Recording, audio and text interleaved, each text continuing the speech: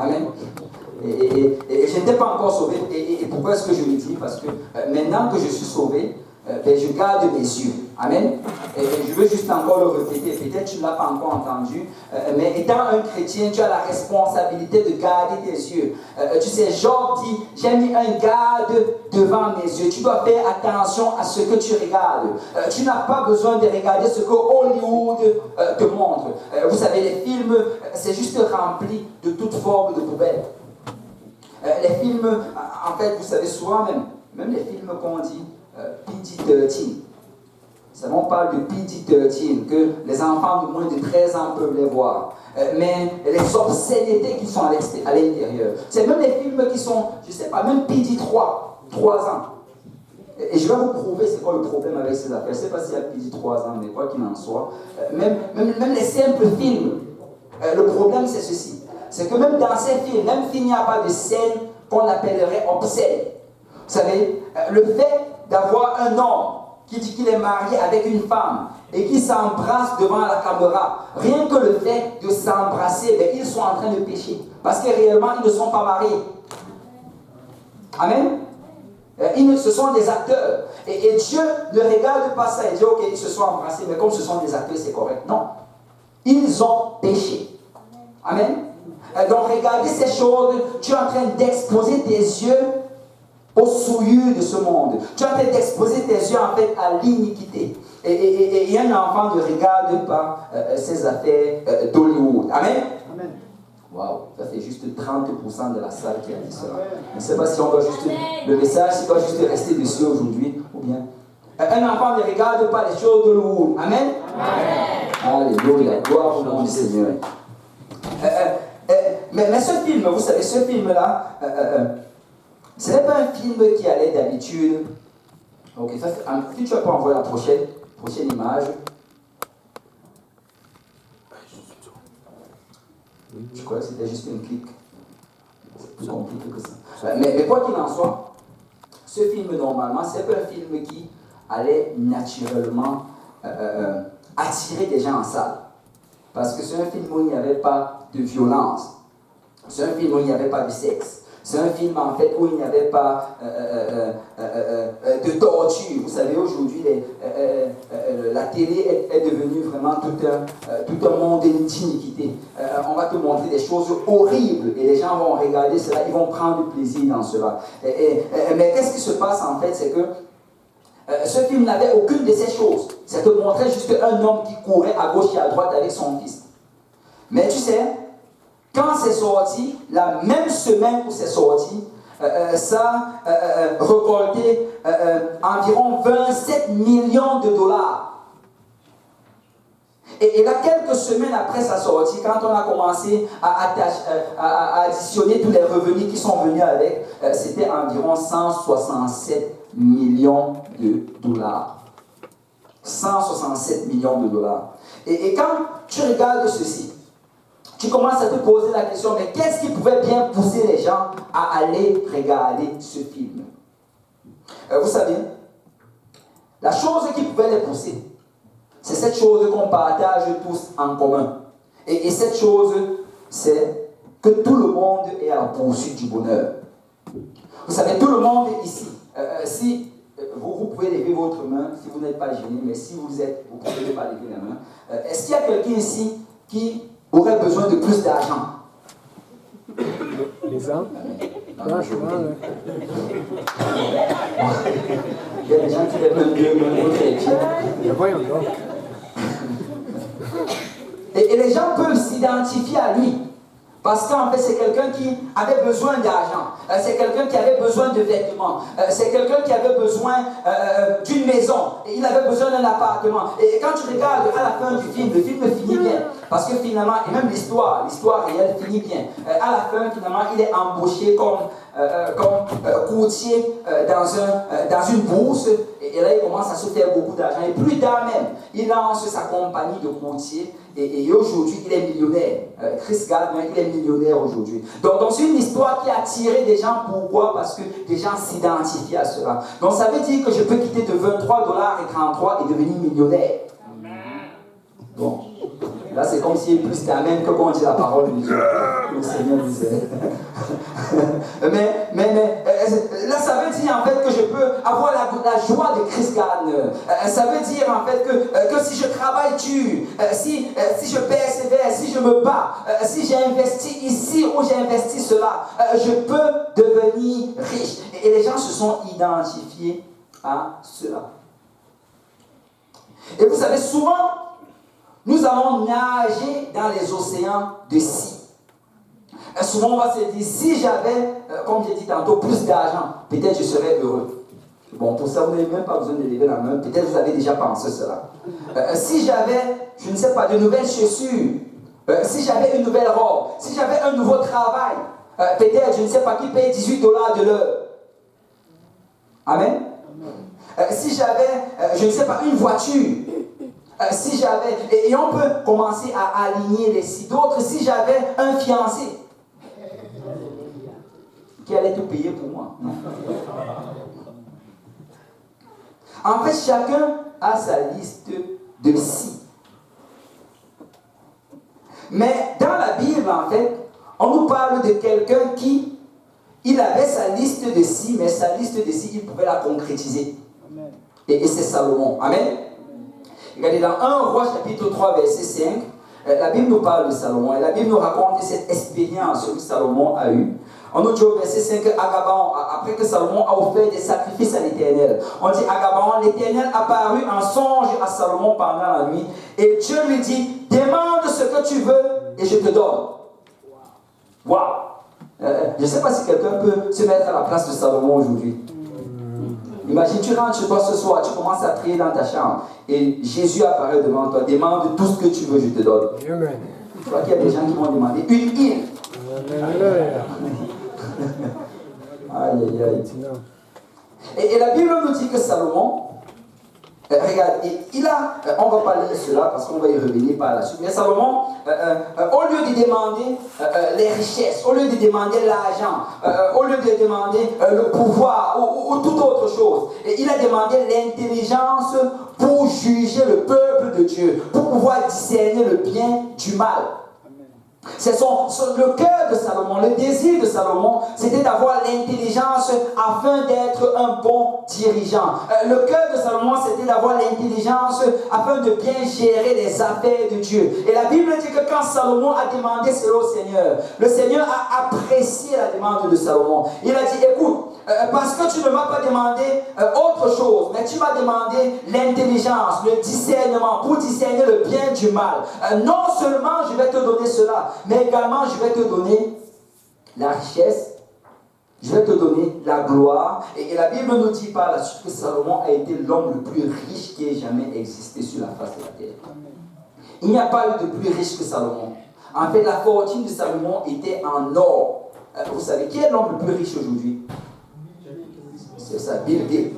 Jeff Bezos. Ok, il a dépassé Jeff Bezos. Anyway, tous là, ils sont tous très riches. Mais l'homme le plus riche aujourd'hui, il est riche en action. Ça veut dire que si les cours de la bourse descendent, ben, il peut perdre sa position d'être l'homme le plus riche. Mais Salomon, ce n'était pas en action, c'était en or. Il avait l'or matériel. Et Salomon avait tellement d'or que la Bible dit que du temps de Salomon, les pièces d'argent, c'était comme des cailloux. En fait, tu ne pouvais pas aller acheter quelque chose avec de l'argent, ça n'avait pas de valeur. Et Salomon étant donc ainsi riche, il a vraiment vécu la vie du riche. Amen. Je ne sais pas s'il y a quelqu'un qui a déjà rêvé, je ne sais pas pour vous, mais quand moi j'étais plus jeune, j'aurais souhaité être né dans une famille riche. Personne n'a jamais pensé à ça. Sois honnête. Amen. Sois honnête. Là, il y a des gens qui me rient comme si j'étais trop charnel. Mais j'avoue, je voulais naître dans une famille de riches quand j'étais petit. Tu sais, je ne sais pas, déjà que tu te lèves le matin, tu n'as rien à faire, tu pars à table, il y a une table remplie de mets délicieux. Et que après cela, tu sors, il y a ton chauffeur qui t'attend dehors. Je ne sais pas pour vous, mais... et Salomon, lui, il avait tout ça. Il n'y avait rien qui lui manquait. Salomon pouvait demander n'importe quel jeu vidéo. On allait lui acheter juste comme ça.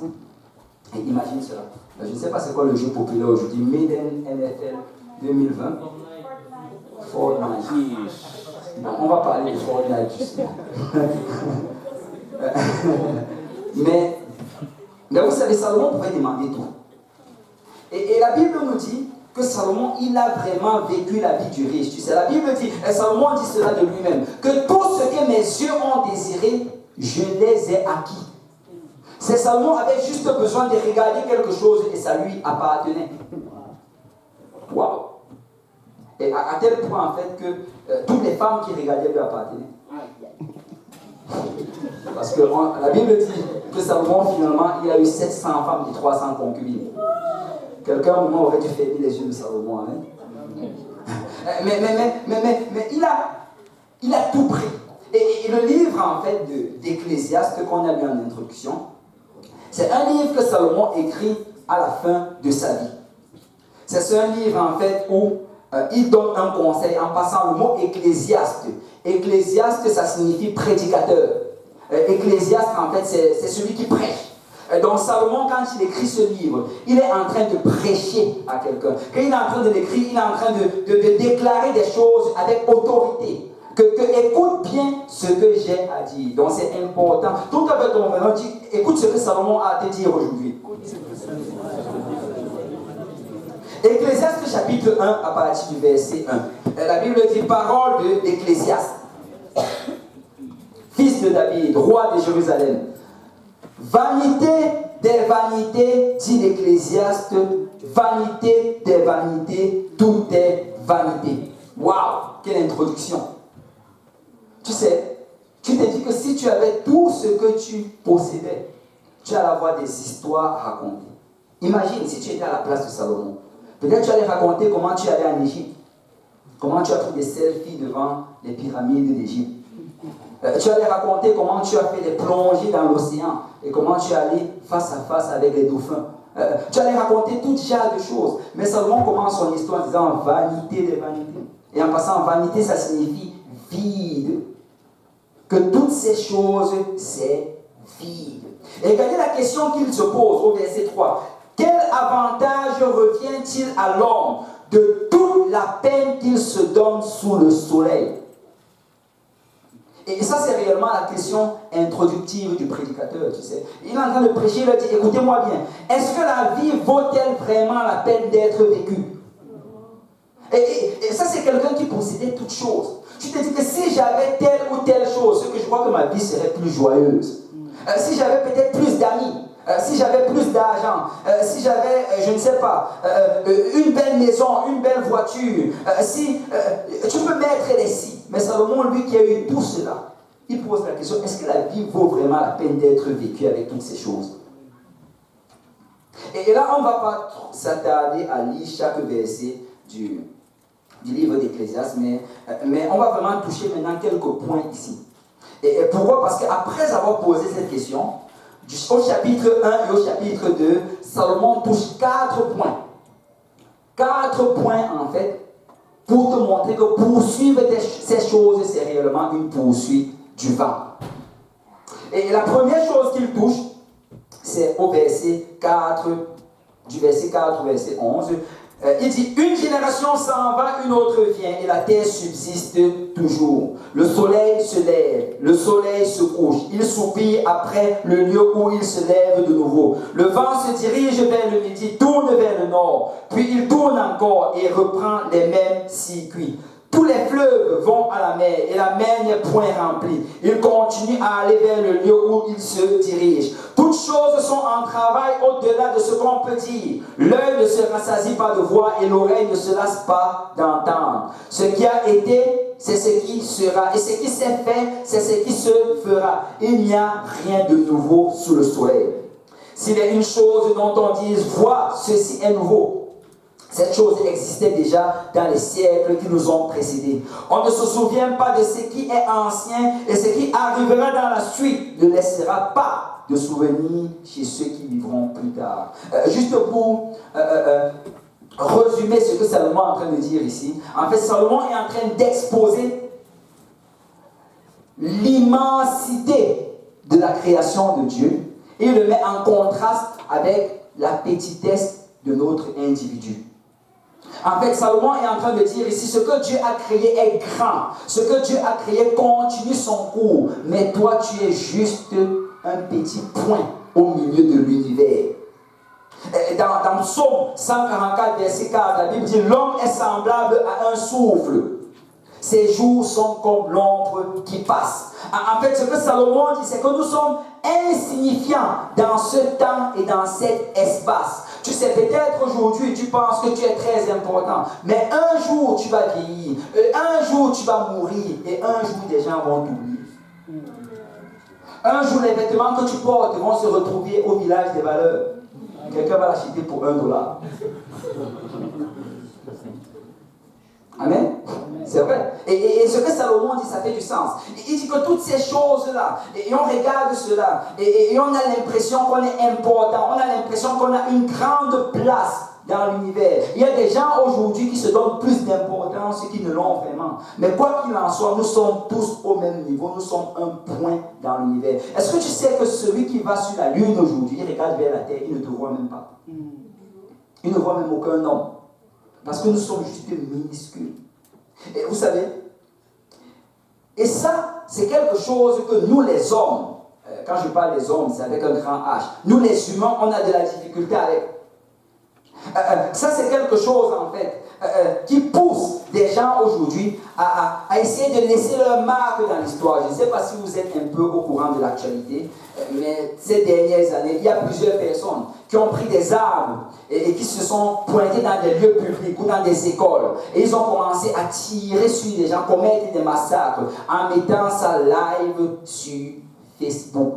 Et la raison pourquoi ils le font, c'est parce qu'ils veulent se faire un nom.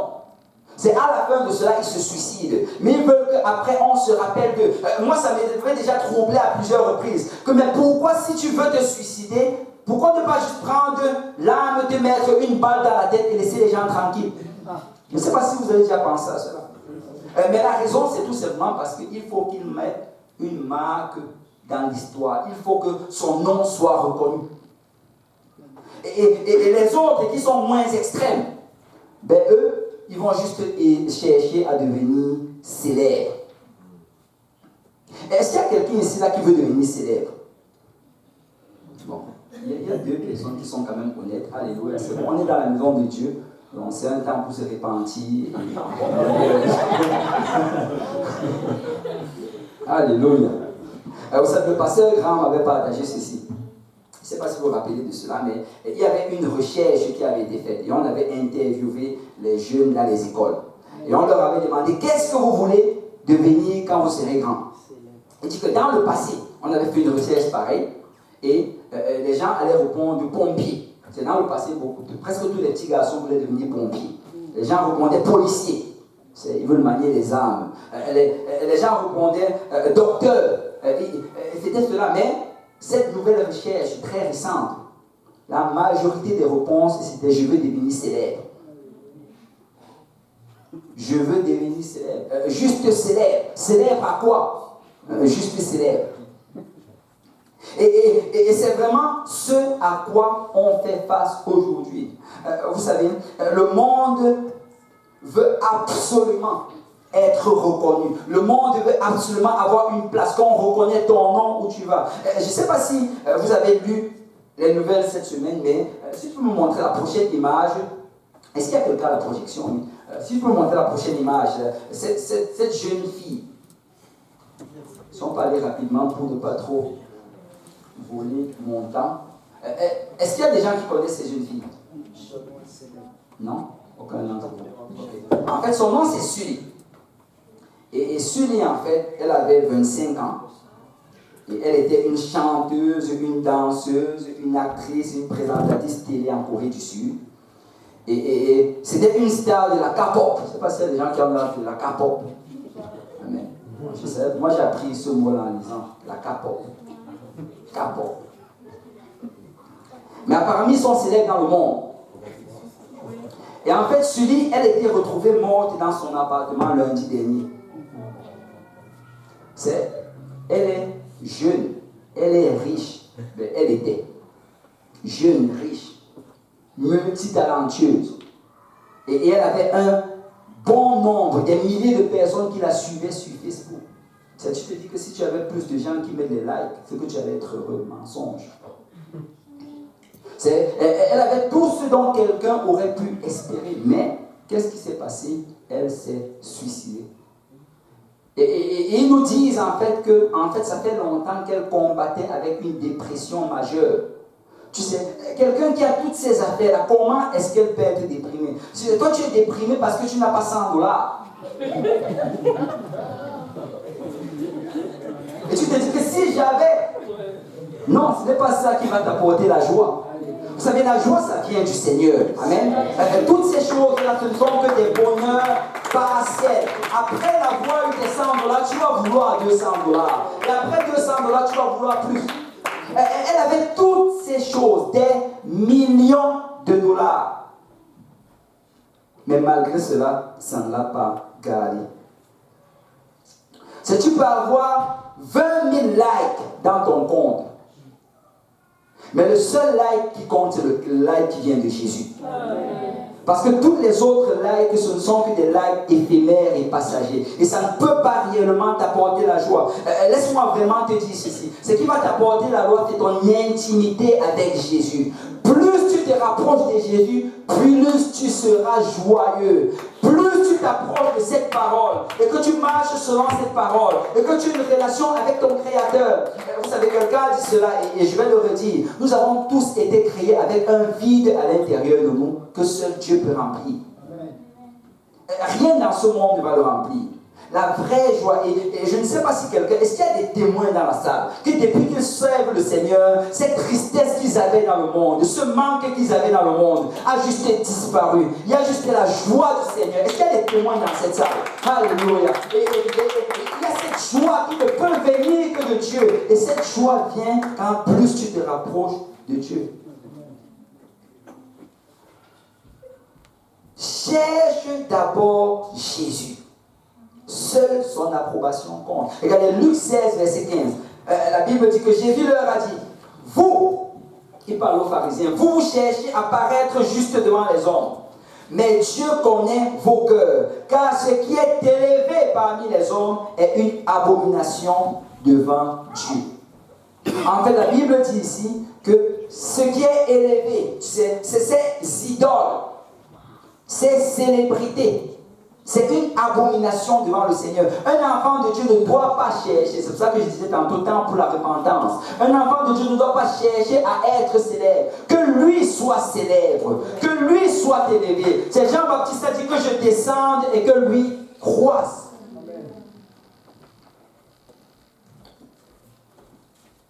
Et tu n'as pas besoin que le monde connaisse ton nom. Amen.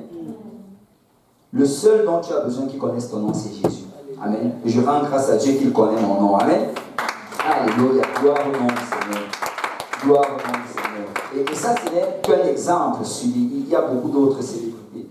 Des gens qui sont extrêmement riches, mais qui se suicident. Parce que ce n'est pas ça qui apporte la joie. Et ça, c'était le premier point que l'Ecclésiaste apporte. Et le deuxième point, Ecclésiaste chapitre 1, verset 12 à 14. Il dit, moi l'Ecclésiaste, j'ai été roi à Israël, à Jérusalem. J'ai appliqué, que tout le monde dise appliqué. J'ai appliqué mon cœur à rechercher et à sonder la sagesse. Par la sagesse, pardon. Tout ce qui se fait sous les cieux, c'est là une occupation pénible à laquelle Dieu soumet les fils de l'homme. J'ai vu tout ce qui se fait sous le soleil, et voici tout est vanité et poursuite du vent. C'est la deuxième chose qu'il pointe ici, là, c'est la sagesse humaine. Il pointe vers la sagesse humaine. Et Salomon, en fait, ici, il pointe vers ce que la société élève. Tu sais, ici, aujourd'hui, on va plus élever celui qui a des doctorats que celui qui prêche la parole de Dieu. On aura plus tendance à croire celui-là qui a fait multiples études et plusieurs doctorats qu'à écouter la parole d'un prédicateur. Et dans notre société aujourd'hui, ce sont les doctorats qui parlent, ce sont les diplômes qui parlent. Et je ne suis pas en train de dire ici qu'avoir un diplôme, ce n'est pas bon. Amen. Étant un enfant de Dieu réellement, tout ce que tu fais, tu dois être le premier. La Bible dit que nous sommes la tête et non la queue. Donc dans ton école, tu dois avoir des A. Wow. Dans ton école, tu dois avoir des A. Aïe, aïe, aïe, aïe. Je crois qu'on va commencer à demander aux gens d'apporter de l'autorité. Nous devons être la tête. Amen. Et nous devons étudier. Nous devons avoir des A. Nous devons, si c'est le bac que tu vas avoir, ben, aie ton bac. Si c'est la maîtrise, vas-y, continue à la maîtrise. Si c'est le doctorat, aie le doctorat. Nous voulons avoir même des chrétiens. Nous voulons avoir des chrétiens éduqués. Amen. Qui est des docteurs parmi nous. Amen. Qui est des avocats peut-être dans certains domaines, mais qui est des gens éduqués. Amen. Mais, que tout le monde dise mais cherche d'abord à connaître le Seigneur. Vous savez qu'un homme sage, un homme intelligent, on va dire, et c'était même pas un chrétien, mais c'était juste un homme intelligent. Il a dit, science sans conscience n'est que ruine et larmes. Donc lui-même, il a reconnu que si quelqu'un a beaucoup de science, s'il a beaucoup de connaissances, mais qu'il n'a pas la conscience, ça va juste l'amener dans les ruines et dans les larmes. Et Salomon, en fait, le problème de Salomon, c'est que Salomon, il avait l'intelligence pour les choses de la terre, mais il n'avait pas la sagesse qui venait du ciel. Regardez, quand le verset qu'on a lu tout à l'heure, où le Seigneur demande à Salomon, dis-moi ce que tu veux et je te le donne. Regardez la réponse de Salomon. 1 Roi chapitre 3, verset 9. Accorde donc à ton serviteur un cœur intelligent, que tout le monde dise intelligent, pour juger ton peuple, pour discerner le bien et le mal. Car qui pourrait juger ton peuple, ce peuple si nombreux? Salomon, souvent on dit que Salomon a demandé la sagesse. Dieu n'a pas demandé la sagesse, il a demandé l'intelligence. Il y a une différence entre la sagesse et l'intelligence. C'est l'intelligence, c'est l'habilité du discernement. C'est quelqu'un qui est intelligent. C'est quelqu'un qui va être bon, par exemple, dans les mathématiques. Tu vas être bon en mathématiques. Ce n'est pas, c'est juste quelque chose que tu as l'intelligence pour. Et tu peux développer davantage cette intelligence. Il y a des gens qui sont bons en sciences, en biologie. Et ça, c'est l'intelligence. Mais la sagesse, en fait, la sagesse, c'est tout autre chose. Parce que tu peux être très intelligent, mais ne pas être sage. Mais Dieu ne voulait pas juste donner l'intelligence à Salomon. Regardez le verset 12. Comment Dieu répond à Salomon. Il dit, voici, j'agirai selon ta parole. Je te donnerai un cœur sage. Que tout le monde dit sage. Et intelligent. Que tout le monde dit intelligent. C'est Salomon a juste demandé l'intelligence. Dieu dit que non, tu as également besoin de sagesse. Amen. Et c'est quoi la sagesse? Salomon lui-même le définit plus tard dans Proverbe 9, verset 10. Il dit, le commencement de la sagesse, c'est la crainte de l'Éternel. Le commencement de la sagesse, c'est la crainte de l'Éternel. Tu peux être très intelligent, mais si tu n'as pas la crainte de Dieu, tu n'es pas sage. Et Salomon était très intelligent. Il a dit qu'il a étudié toutes sortes de choses. Salomon a étudié dans la biologie. Il a étudié dans la géographie. Il a étudié dans la physique. Il a étudié les mathématiques. En fait, Salomon connaissait toutes choses que tu puisses connaître sur la face de la terre. Il a utilisé cette partie-là de l'intelligence que le Seigneur lui a donnée. Mais il n'a pas utilisé la sagesse. Parce que plus tard, qu'est-ce que Salomon a commencé à faire? Il a commencé à se détourner des voies de Dieu. Vous savez, au lieu de lire tous ces livres d'histoire et de géographie et toutes ces affaires-là, au lieu de les lire, il aurait d'abord dû commencer par lire la parole de Dieu. Il aurait dû passer plus de temps à étudier la parole de Dieu. Et je ne suis pas en train de dire ici de ne pas lire nos livres. Lis tes livres, mais lis la Bible. Et étudie, mais étudie également la Bible. Parce que toutes ces autres choses sont bonnes. Mais si tu n'as pas la parole de Dieu, elles ne te serviront à rien. Et Salomon, il a donné son cœur à l'intelligence. Mais il n'a pas eu la crainte de l'Éternel. Et regardez, Proverbe 8, 13. Et c'est toujours Salomon qui parle. Il a tellement été touché par cela. Quand il a réalisé ce qu'il manquait. Proverbe 8, 13. Il dit, la crainte de l'Éternel, c'est la haine du mal. C'est souvent quelqu'un se demande, mais c'est quoi la crainte de l'Éternel? La crainte de l'Éternel, c'est la haine du mal. Si tu ne hais pas le mal, ça veut dire que tu ne crains pas Dieu. C'est si, quand tu es seul chez toi et que personne ne te voit, tu es capable de faire le mal en toute liberté, sans gêne, ça veut dire qu'il n'y a pas la crainte de Dieu en toi. Ça veut dire qu'il y a des gens qui ont la crainte de leur pasteur. Il y a des gens qui ont la crainte de leurs parents, mais qui n'ont pas la crainte de Dieu. Amen. Mais laisse-moi te dire que la chose que tu devrais d'abord avoir, c'est la crainte de Dieu. Parce que même quand tu es seul, Dieu te voit. Amen. Même quand tu es dans ta chambre et que tout le monde dort et que personne d'autre ne te voit, Jésus est en train de te regarder. Amen. Alors permets-moi de te dire ce soir, ce serait une bonne requête de prière de souvent prier pour la crainte de Dieu. C'est David a prié cela de cette manière. Oh Père, crée en moi un cœur pur, renouvelle en moi un esprit bien disposé. C'est tu dois souvent prier, Seigneur, mets la haine du mal dans mon cœur. Je ne veux pas vivre une double vie. Je ne veux pas vivre dans l'hypocrisie. Mais je veux m'assurer que de la même manière que je danse à l'église le dimanche, je danse dans ma chambre quand je suis seul avec toi. Amen. Les choses que je confesse péché quand je suis au milieu de mes frères, je dois les confesser péché alors que je suis seul. Ou bien dans mon école avec toutes ces personnes qui ne te servent pas. Amen. Tu as besoin de la crainte. Dis-toi toi-même, j'ai besoin de la crainte de Dieu. J'ai besoin de la crainte. Et tu dois prier que Dieu mette la haine du péché dans ton cœur. Parce que sans cela, tout le reste ne te sert absolument à rien. Salomon aurait dû demander à Dieu la crainte. Mais il ne l'a pas fait. Et la Bible nous dit qu'à la fin de sa vie, c'est Salomon qui avait si bien commencé. Et avec toute l'intelligence qu'il avait, il s'est détourné des voies de Dieu. Il a eu 1000 femmes, il a eu un tas d'idolâtries qu'il a établies en Israël. Et tout cela, pourquoi? Parce qu'il avait l'intelligence humaine, mais il n'avait pas la sagesse divine. Regarde, Psaume 34, verset 8.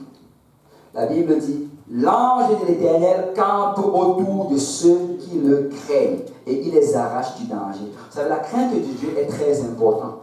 Et Dieu attache même cela à une promesse. Il dit que l'ange de l'Éternel campe autour de ceux qui le craignent. Donc ce n'est que ceux-là qui ont la crainte de Dieu dans leur cœur, qu'il y a toujours un ange qui les accompagne partout où ils vont. Vous savez, souvent nous voulons avoir la protection de Dieu. Mais laisse-moi te dire que cette protection vient uniquement si tu as la crainte de Dieu. Si tu n'as pas la crainte de Dieu et que tu vis dans le péché, dans l'iniquité, et que tu sors de la protection du Seigneur, alors permets-moi de te dire aujourd'hui, aie la crainte du Seigneur. Crains le Seigneur. Marche selon les préceptes de cette parole. Si tu veux t'assurer d'avoir une longue et une vie sanctifiée.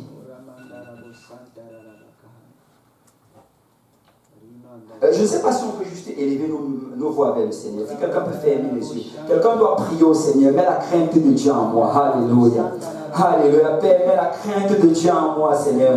Père, je ne veux pas vivre une double vie. Alléluia. Père, je ne veux pas vivre dans l'iniquité, Seigneur. Peut-être que le pasteur ne le sait pas. Peut-être que mon frère ou ma soeur ne le sait pas. Peut-être, Seigneur, que mes parents ne le savent pas. Mais toi, tu le sais. Mais Seigneur, crée en moi, Seigneur, un cœur pur, Seigneur. Ôte le cœur de pierre, Seigneur. Ôte l'iniquité. Ôte le mensonge, Seigneur. Ôte l'offense, Seigneur. Ôte la transgression, Père. Seigneur, purifie-moi aujourd'hui, Seigneur. Mais Seigneur, je veux vivre une vie intègre, Père. Je veux, Seigneur, que ce que je déclare de ma bouche, Seigneur, c'est ce que je fais quand je suis dans le secret, Père. Je veux, Seigneur, marcher d'une manière digne de la vocation céleste. Alors que tu m'as sanctifié par ton esprit, Père. Je veux marcher dans la sanctification, Seigneur. Oh, Seigneur, agis, Seigneur, en ce moment même, Père. Nous ne voulons pas sortir tel que nous sommes rentrés, Seigneur. Mais nous voulons que tu mettes cette crainte dans notre cœur, Père. Nous voulons que tu mettes en nous, Seigneur, ce désir de vivre une vie sanctifiée, Seigneur, et nous éloigner, Seigneur, des choses de ce monde, Père, des choses qui polluent l'âme, Seigneur, qui polluent l'esprit, Seigneur, et qui nous éloignent de toi.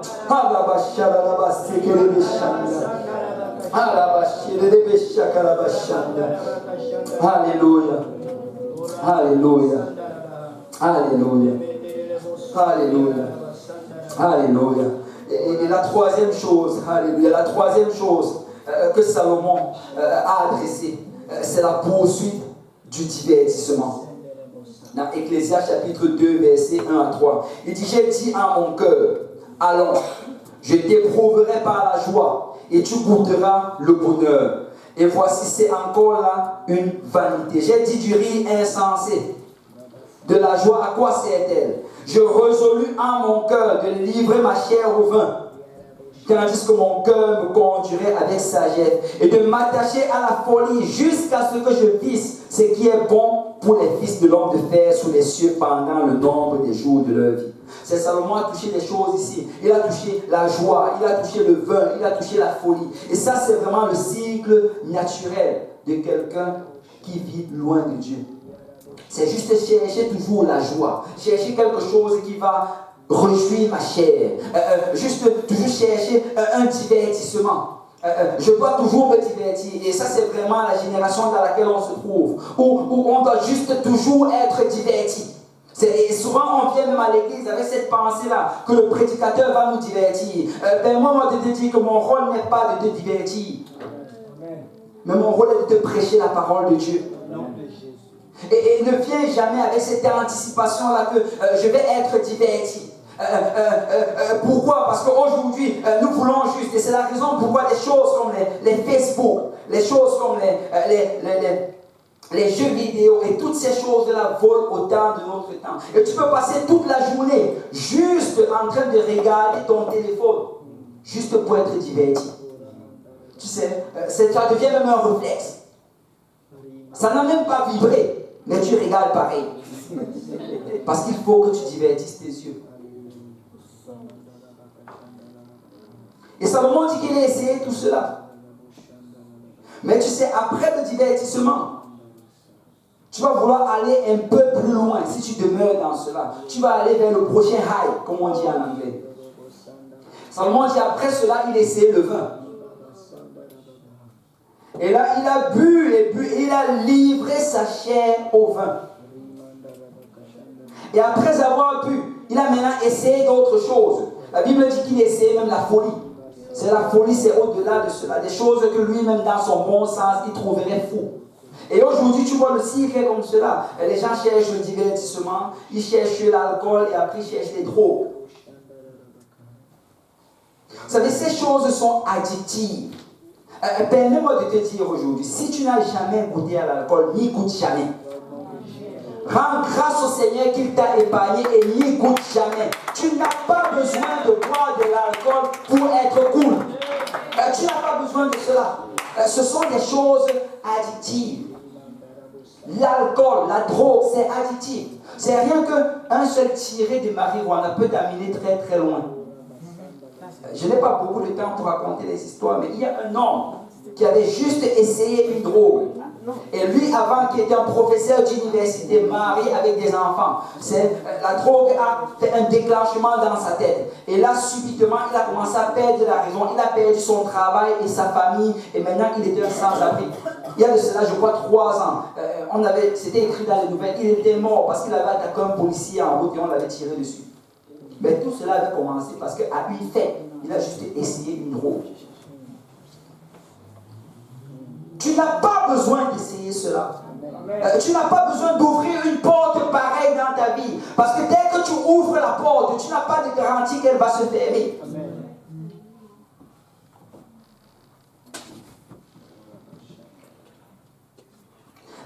Tu n'as pas besoin d'impressionner quelqu'un. Amen. Tu n'as pas besoin, écoute, le monde aujourd'hui veut qu'on se mette dans une position de pression, on veut impressionner les gens. Tu sais, tu dois décider cela dans ta tête. Le seul que je vais impressionner, c'est Jésus. Amen. Le seul qui va prendre plaisir dans mes actions, c'est Jésus. Peu importe ce que les autres pensent, ce n'est pas eux qui définissent ce qui est cool ou ce qui n'est pas cool. Ce qui est cool est défini par Jésus dans ma vie.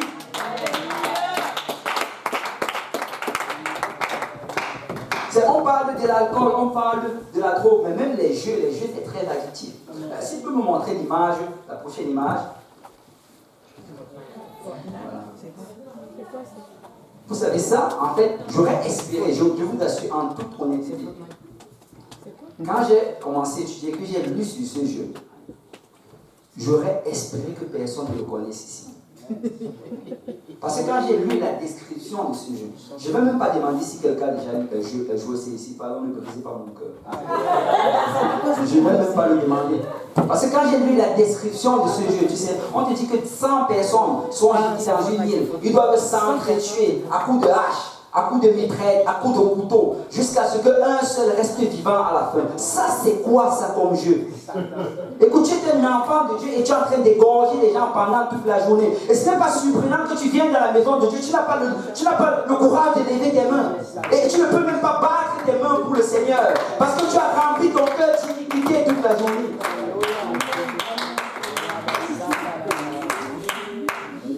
Et la Bible dit que, même pas la Bible, il nous dit que ça c'est le jeu le plus célèbre présentement.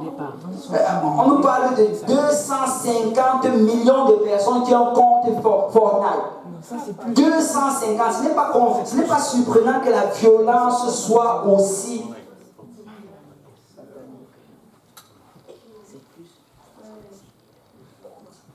Et c'est tellement devenu addictif. Je ne sais pas si vous avez vu cela, mais il y a des avocats de Montréal qui ont porté plainte à Fortnite. Ils se sont regroupés, une action collective. Et ils portent plainte à Fortnite. Pourquoi? Parce qu'ils disent que quand ils ont formé leur jeu, ils l'ont rendu addictif volontairement. Parce qu'en fait, et ce n'est même pas juste Fortnite, tous ces gars qui font les jeux vidéo, ils engagent des psychologues, des équipes de psychologues.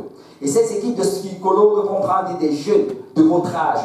Ils vont être utilisés comme des cobayes. Et on va leur faire jouer le jeu. Et pendant qu'ils vont jouer, les psychologues vont leur regarder. Et on va voir si peut-être un moment ils commencent à baisser leur attention ou bien baisser leur intérêt. On va voir que okay, ça c'est ce qu'il faut changer. Ça c'est ce qu'il faut modifier. Et ils travaillent. Ils ont 1000 personnes qui travaillent sur Fortnite.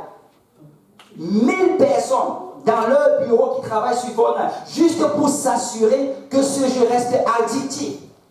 Il y a des jeunes personnes, j'ai vu ça dans la nouvelle, un jeune qui passait 10 heures par jour, un autre 18 heures par jour sur Fortnite.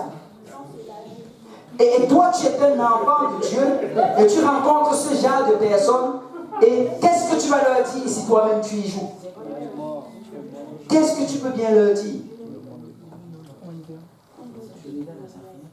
Et laisse-moi te dire que si tu regardes, tu dis, oh oui, lui il passe 18 heures, mais moi je passe juste 2 heures. Laisse-moi te dire que tu es en voie de passer 10 heures. Amen. Et tu es en voie de passer 18 heures. Parce que ces affaires-là, ça commence progressivement. Et à un certain moment, tu commences à être saisi comme cela. Les psychologues, ils vont même dire en fait que les jeux vidéo, ça va faire le même effet en toi que la cigarette. Amen. Exactement le même effet. Tu vas commencer avec un bâton de cigarette. Mais après cela, tu vas passer à un paquet. Donc, si tu dois être délivré de ça, tu dois sortir ce genre de choses de ta vie. Tu dois ôter cela. Tu n'as pas besoin de cela. Tu n'as pas besoin de livrer ton âme au diable.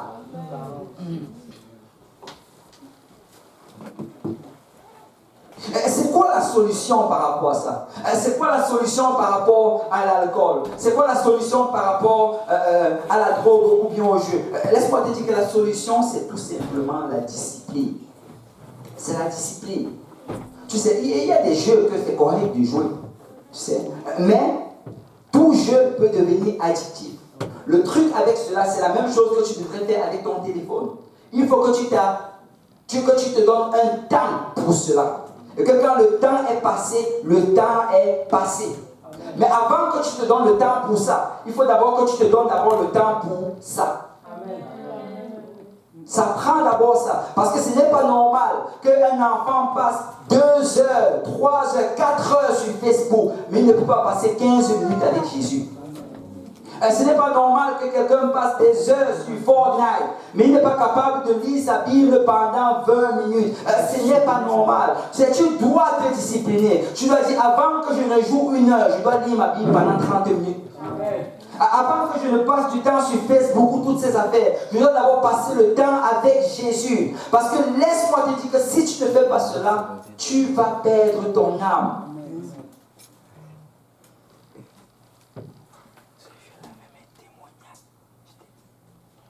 Et vous savez, je suis souvent tellement choqué. Quand je vois, souvent quand on a des choses au parc, on a souvent le soccer ou bien des activités sportives, Souvent, je vais voir des jeunes hommes, tu sais, à l'église, il agit souvent comme s'il était sur le point de mourir. Mais dès qu'il atterrit sur le terrain de soccer, il court plus vite que je ne sais pas quoi. Écoute, laisse-moi te dire que tu dois choisir où tu mets ton énergie. Tu dois choisir que mon énergie, je dois le donner au Seigneur. Ne donne pas juste cela au sport. Si tu cours vite sur le terrain, cours vite à l'église. Si tu sautes sur le terrain, saute à l'église. Si tu danses, quand tu marques un but sur, je ne sais pas, LFM Medal, mais lève quand tu danses, quand tu es dans la maison de Dieu.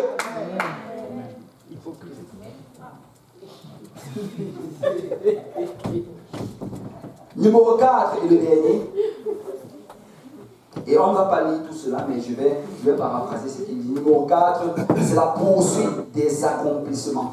Et ça, c'est du verset 4 au verset 11. Mais je vais juste lire le verset 11. Il dit, puis j'ai considéré tous les ouvrages que mes mains avaient faits, et la peine que j'avais prise à les exécuter. Et voici, tout est vanité et poursuite du vent. Il n'y a aucun avantage à tirer ce qu'on fait sous le soleil. En fait, ce qu'il dit ici, c'est que j'ai construit beaucoup de choses, j'ai accompli beaucoup de choses. Mais à la fin, j'ai regardé tout cela, et cela est vanité. Parce que souvent, on se dit que si à la fin de cela, à la fin de ma vie, j'ai construit, je ne sais pas, plusieurs maisons, et que j'ai construit des châteaux, et que j'ai bâti une entreprise, et que je suis devenu, je ne sais pas, un homme politique important, ou bien un chef d'entreprise. Salomon dit qu'il a construit toutes ces affaires.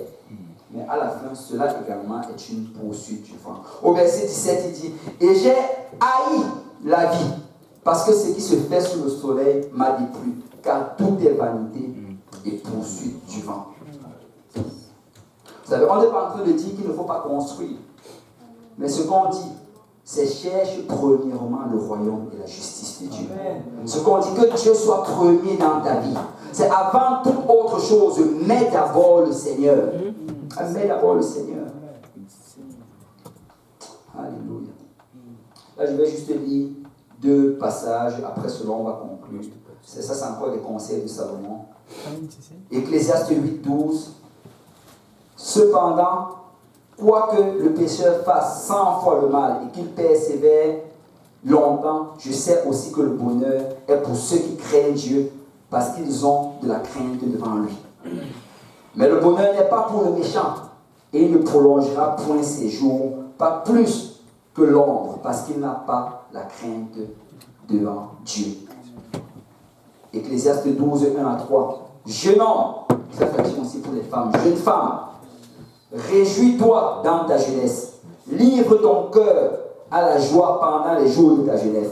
Marche dans les voies de ton cœur et selon les regards de tes yeux. Mais sache que pour tout cela, Dieu t'appellera en jugement. On a dit, je vais faire les choses selon mon cœur. Salomon dit, vas-y, fais-le. Donne-toi-y. Mais sache que Dieu va t'appeler en jugement. Bannis de ton cœur le chagrin et éloigne le mal de ton corps, car la jeunesse et l'aurore et l'aurore sont vanité. C'est-à-dire qu'écoute, tu dis que tu vas faire cela, Dieu va t'appeler en jugement. Voici plutôt une bonne chose que tu devrais faire. Tu dois bannir le chagrin et éloigner le mal. Parce que cette jeunesse que tu as aujourd'hui, ce n'est que vanité. Un jour, tu vas vieillir. Je me rappelle, il y a de cela quelques temps, j'avais 20 ans. Et j'étais rapide. Mais quelques années plus tard, je suis moins rapide. Et laisse-moi te dire qu'aujourd'hui, tu es encore jeune. Et ce n'est pas le moment de penser que tu vas servir Dieu plus tard. Mais profite de cette énergie que tu as aujourd'hui. Et le verset 3, mais souviens-toi de ton Créateur pendant les jours de ta jeunesse, avant que les jours mauvais arrivent et que les années s'approchent où tu diras, je n'y prends point plaisir. Et ça, c'est quelque chose, c'est un grand avertissement. Il dit qu'aujourd'hui encore, que tu es dans la maison de Dieu, fais le Seigneur. Parce que si tu n'es pas sérieux dans les choses de Dieu, une année va venir, un moment va venir où tu n'auras plus envie de servir le Seigneur. Pourquoi? Parce que ton cœur aura été rempli d'iniquité. On va se lever tous dans la présence du Seigneur.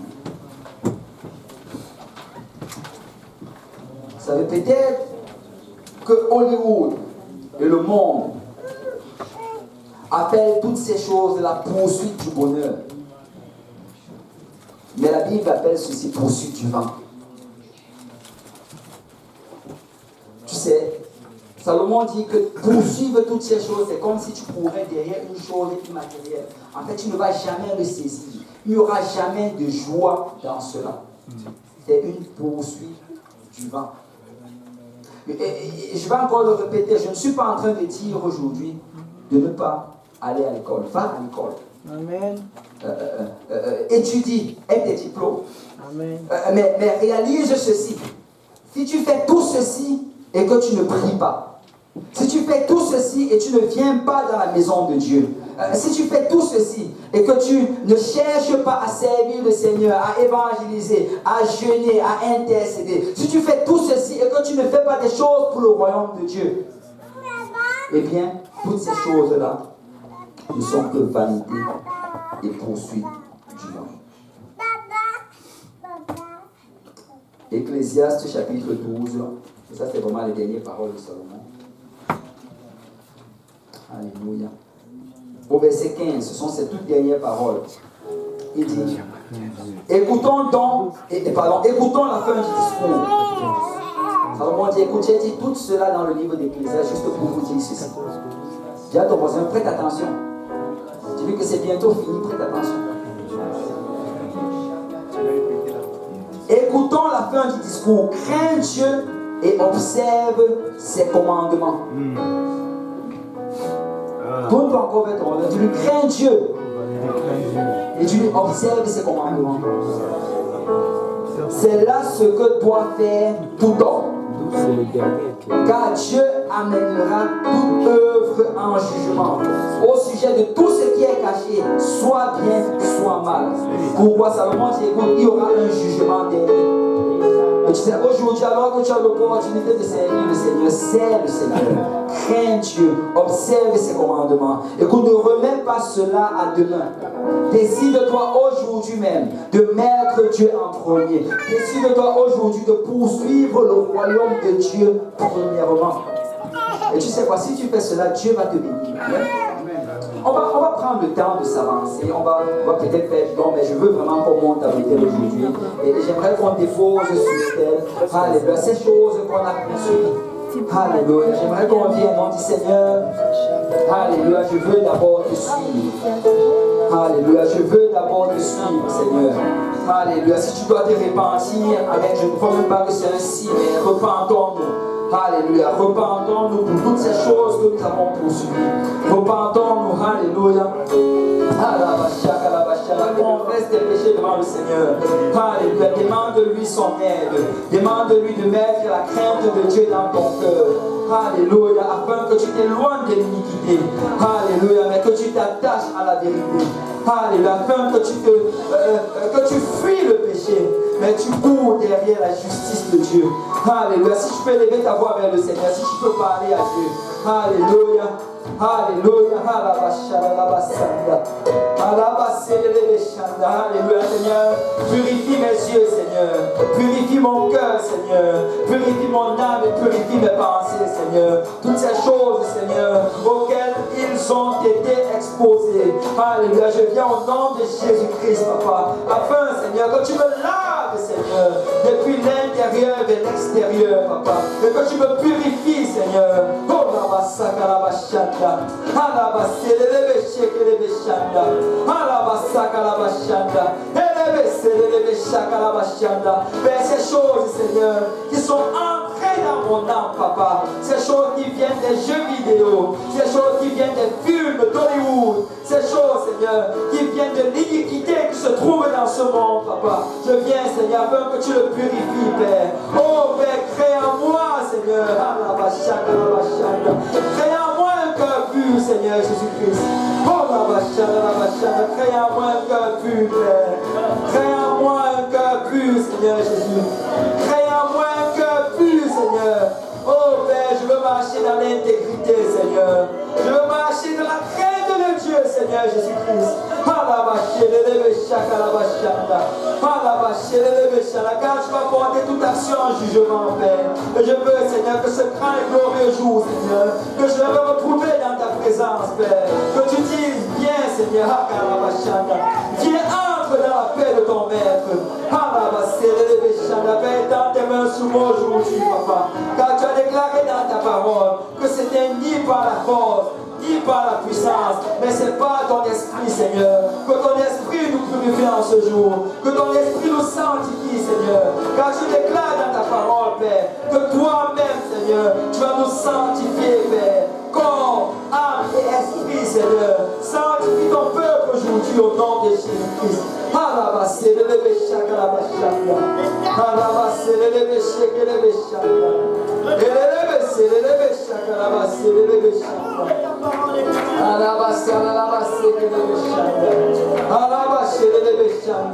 Alléluia, alléluia, alléluia. Écoute, si tu as envie de prier pour toi, si tu peux trouver quelqu'un, une sœur, tu peux trouver un frère, si tu peux prier pour lui.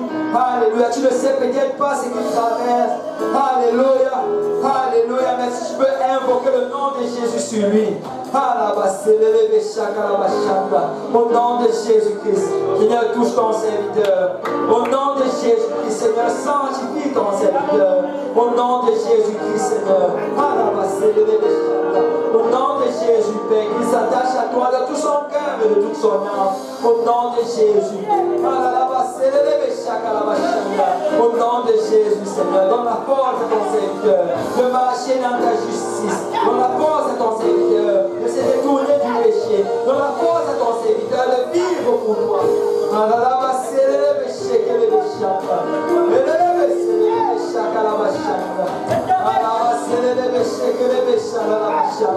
Oh Père, sanctifie ta servante, Seigneur.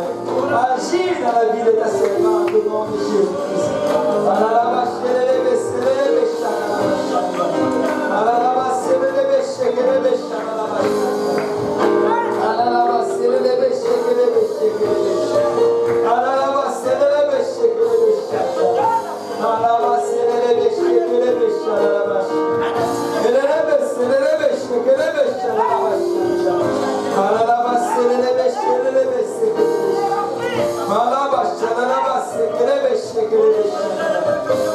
Alléluia, alléluia, oui Seigneur, oui Seigneur, alléluia, alléluia, alléluia.